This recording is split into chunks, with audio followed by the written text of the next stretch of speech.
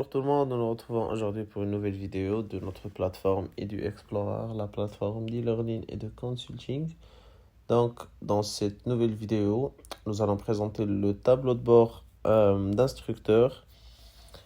Donc, sur ce tableau de bord, on a pas mal d'informations sur les cours qui sont déjà téléchargés, revenus dans une période donnée. On a également la possibilité de télécharger les cours ou accéder aux cours qui sont déjà publiés sur la plateforme. On a également la possibilité de planifier des consultations à travers les disponibilités qui sont à remplir. Et du coup, c'est à l'instructeur de fournir ces informations pour permettre aux étudiants par la suite d'avoir une vision plus claire sur ses disponibilités sur la semaine ou une journée, comme c'est précisé dans la plateforme. Donc pour samedi par exemple, on clique juste sur ajouter plage et on sélectionne le fuseau horaire sur lequel on est disponible. On peut également avoir accès à l'historique des consultations et aux demandes de réservation.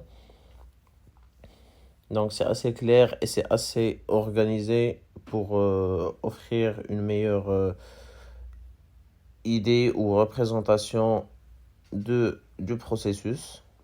Donc on a également la possibilité d'ajouter des certificats pour certains cours ou pour l'ensemble des cours.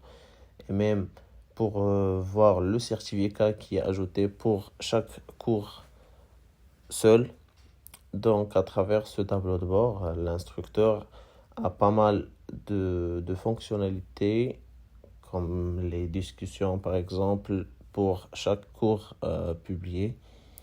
Donc, c'est très bien organisé et c'est assez clair pour l'ensemble des instructeurs ou également pour les étudiants, pour avoir accès à l'ensemble des cours partagés ou téléchargés par les instructeurs. Donc, pour télécharger un cours, il suffit juste de cliquer sur le bouton télécharger le cours sur la première page. Après, remplir les détails du cours. On va mettre un cours général par exemple. Pour le titre du cours, on met n'importe quel titre relatif au cours. Dans notre cas, nous allons mettre développement personnel par exemple. Mettre un sous-titre du cours, comme c'est juste à titre indicatif, on va mettre développement partout. Donc l'idée c'est de bien expliquer le processus et être sûr que c'est assez clair et assez compréhensible. Donc un petit descriptif du cours à la fin. On clique sur sauvegarder et on passe à la deuxième étape, qui est la catégorie et les balises du cours. Donc, on précise bien s'il s'agit d'un cours de développement professionnel ou créativité ou autre. Si on a également des mots-clés à ajouter.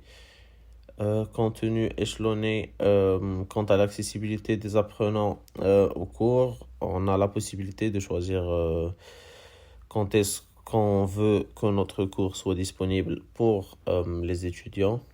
Est-ce que c'est payant ou est-ce que c'est gratuit, bien évidemment.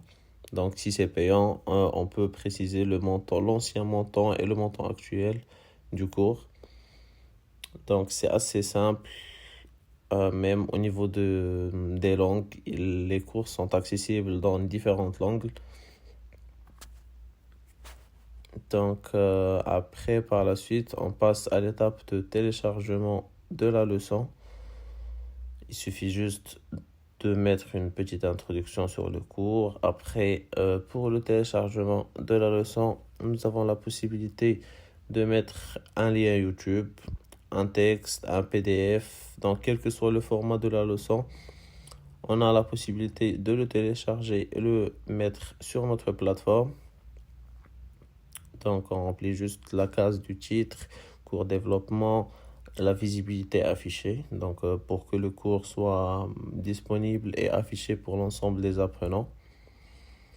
Donc si on a également envie d'ajouter quelques instructeurs, et on clique sur sauvegarder par la suite et soumettre pour avis. Donc, avant validation et après validation, on voit directement la notification de publication qui est sur la rubrique notification. On a également la possibilité d'ajouter des ressources, un questionnaire, des exercices sur chaque cours de façon individuelle. Donc, c'est vraiment très clair et c'est très facile à utiliser. Donc, c'est tout pour la vidéo. On se dit à bientôt.